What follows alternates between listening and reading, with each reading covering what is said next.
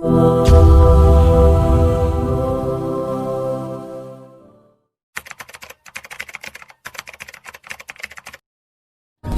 kami adalah bukan makan harta Anda. Lihat bagaimana sekarang semuanya. Karena hanya kepentingan sesaat, Anda sudah fitnah habaib kemana-mana sekarang. Tanggung jawab nanti sama Rasulullah. La yuhibbuna illa mu'min. Tidak ada orang yang cinta kepada keluarga Nabi kecuali dia betul-betul mukmin.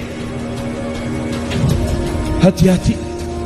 Allah Maha tahu bahwa banyak pembenci Ahlul Bait. Karena itu diingatkan, kepingin kamu balas Nabi Muhammad, maka turunannya kamu cintai. Karena kami dididik untuk menghargai muhibbin. Kami dididik untuk menghargai muhibbin. Kami tidak pernah ambisi dengan jabatan PNKB. Jangan karena faktor pimpinanku, kiaiku, ustadku dan lain-lainnya. Lihat Syekh Abdul Qadir Jailani takut kalau matinya su'ul khatimah. Makanya sering ada kalimat daging ulama itu beracun. Hati-hati tuh, sekarang saya ingatkan ya kalimat ini, karena sering ada orang bermain dengan ulama tuh, ngedit fotonya, dibuat begini, buat begitu, keluar aja kalimat tuh, udah tuh, ya, udah paling ringan meninggal mengenaskan, paling ringan tuh, paling ringan. Karena ulama itu pewaris Nabi, kalau antum menyakiti ulama, nyakitin Nabi.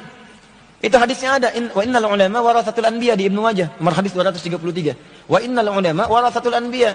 Para ulama itu pewaris Nabi. Antum punya warisan, warisan antum diambil orang, marah antum kan? Antum punya warisan tanah antum, warisan bapak diambil orang, antum marah.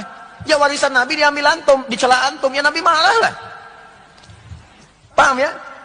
Ya, yang paling bahaya, ulama itu ditempatkan nomor 3 oleh Allah setelah malaikat. Ya, syahidallahu annahu la ilaha illa huwa wal malaika wa ulul ilmi. Ulama urutannya ditempatkan oleh Allah, dipuji. Antum ganggu ulama, ya Allah marah. Paham ya? Menggibahi orang alim biasanya matinya su'ul khatimah. Apa itu orang alim? Apa itu Habib? Apa itu teriak-teriakan di Monas? Hati-hati ente. Ente punya ilmu semana sih? Ente ibadah semana hebatnya ibadah ente? Ente bela agama Allah sampai mana? Apa itu Habib Rizik? Apa itu?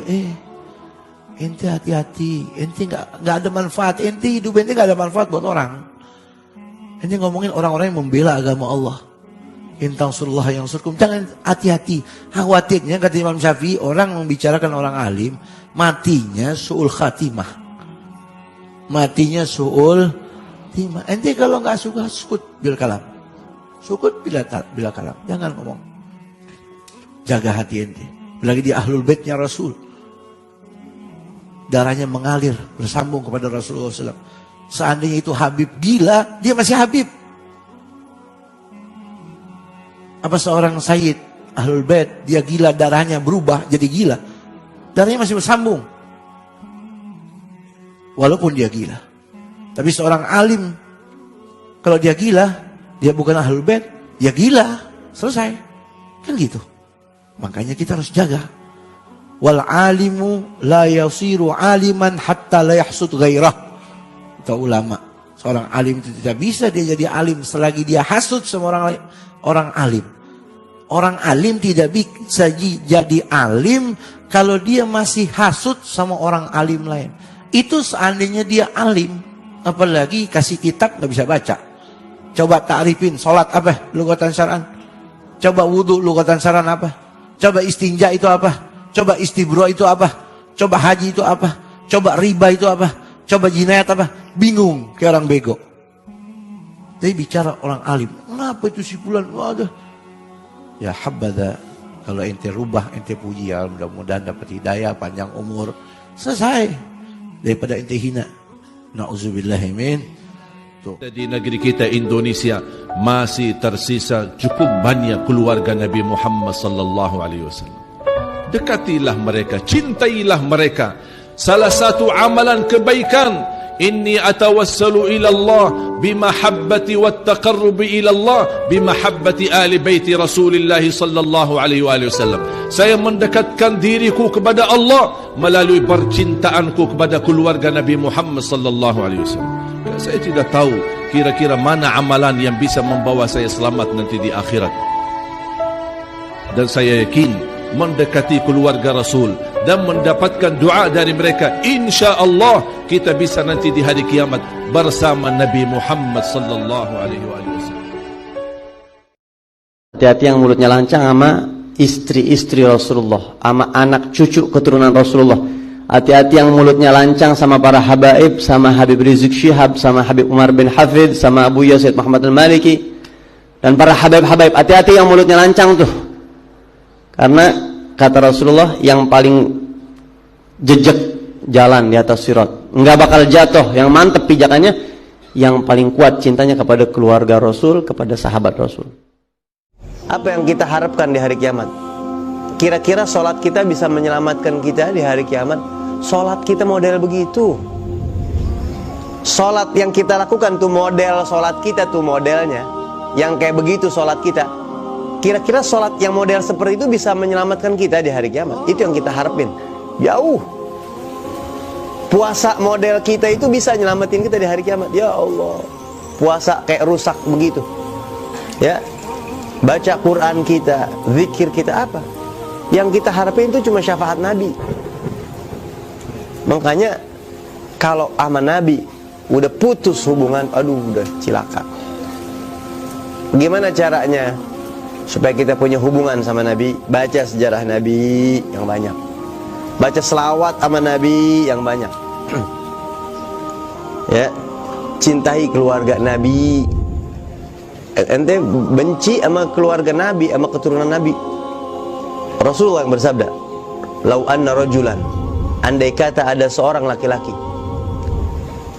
ya, dia shalla wa sham, dia sholat setiap hari, dia puasa, dia berdiri sungguh-sungguh bainar rukni wal magam, antara rukun Yamani sama magam Ibrahim di Mekah, di Masjidil Haram.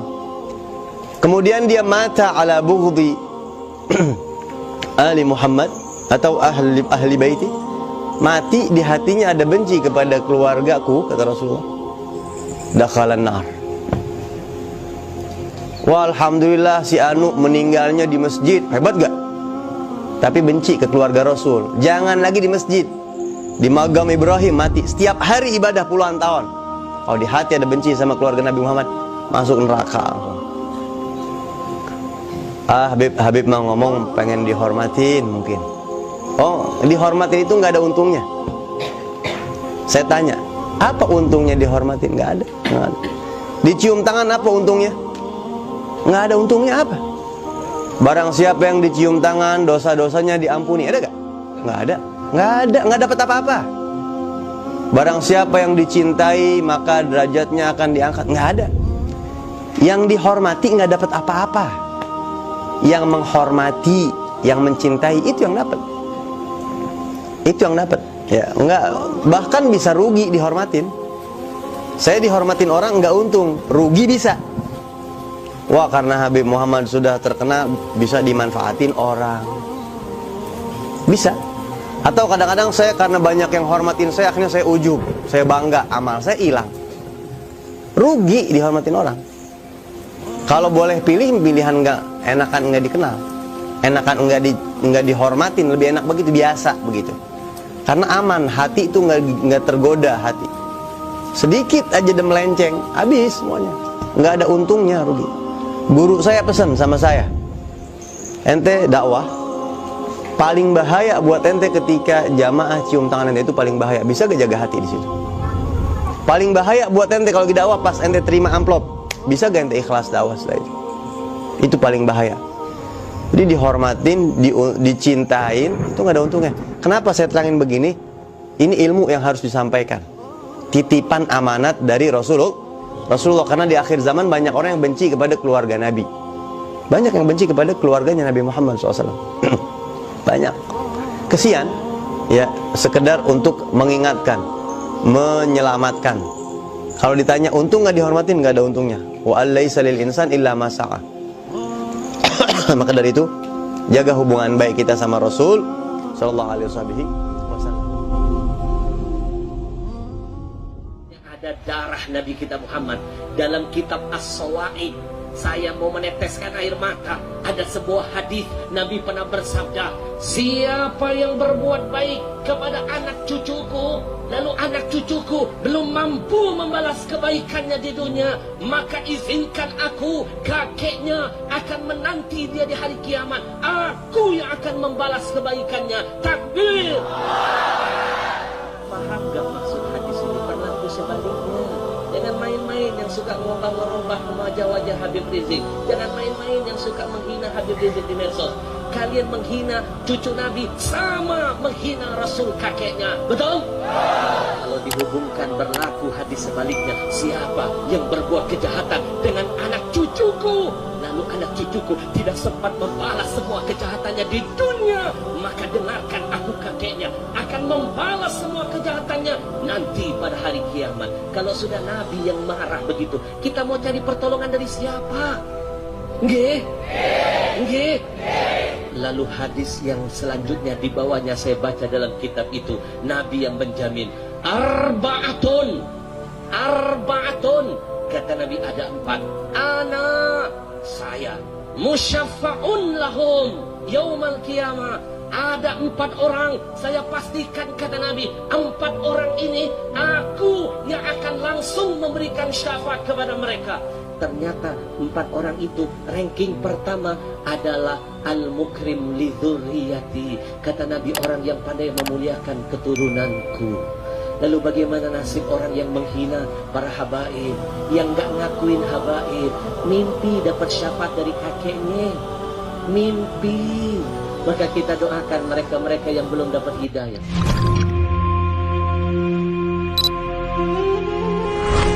Mahabbah ini gak mudah karena mahal mahabbah ini. Kita tahu anfa syai' fa'adan, yang paling manfaat nanti yaumul qiyamah mahabbah. Gak mudah mahabbah. Ini mahabbah ini hidayah khasah, hidayah khusus. Banyak orang alim tapi gak bisa mahabbah. Gak semuanya bisa mahabbah kepada dzurriyyah, gak bisa, Pak. Kadang ada awam polos lugu bisa mahabbah. Yang alim mau bersaing, yang alim mau bersaing. Iya benar nih, banyak fakta ini. Ada satu alim Rabbani, yaitu Syekh Yusuf An-Nabhani. Ini muhib di Ahlul Bait, alim Rabbani, wali, gak disangsikan. Ya, karya-karya tulisnya banyak. Di antara karya tulisnya beliau menulis satu kitab, judulnya Asyaraful Mu'abbad li Ali Muhammad. Allahumma shalli alaihi wa sallam. Keutamaan abadi untuk keluarga Nabi Muhammad SAW. Di situ beliau mengumpulkan ahadits, ayat-ayat dan hadis-hadis mengenai keutamaan ahli bait Nabi Muhammad SAW. Luar biasa. Banyak. Dan kalau kita mau search semuanya nggak cukup waktu. Cuma yang saya perlu komentari, di buku itu ada satu bait syair ditulis oleh beliau. Ada lembaran kosong, cuma tertulis satu bait syair yang ditulis oleh beliau. Apa beliau tulis di situ? Faza kalbun bihubbi ashabi kahfin wa kaifa ana bihubbi ali Muhammadin. Seekor anjing masuk surga, selamat, mendapat kemuliaan, dimasukkan surga. Ini ada riwayat sebab cinta kepada ashabu kahfin. Ashabul kahfin itu fityatun amanu bi rabbihim, pemuda yang beriman kepada Allah, berjuang sama Allah, sampai oleh Allah dimasukkan gua mereka uzlah dan ditidurkan 300 tahun karamatan lahum. Wa kalbuhum basutun dira'ihi bil wasid. Anjingnya jaga diraknya, ini tangannya diginikan bil wasid di pintu gua, jaga ashabul kahf. Tempat kehormatan seperti itu. Ini kata Syekh Yusuf An-Nabhani ini bilang, faza kalbun, anjing selamat berkat cinta kepada ashabu kahfin. Wa kaifa ana, bagaimana dengan saya yang cinta kepada keluarga Nabi Muhammad SAW.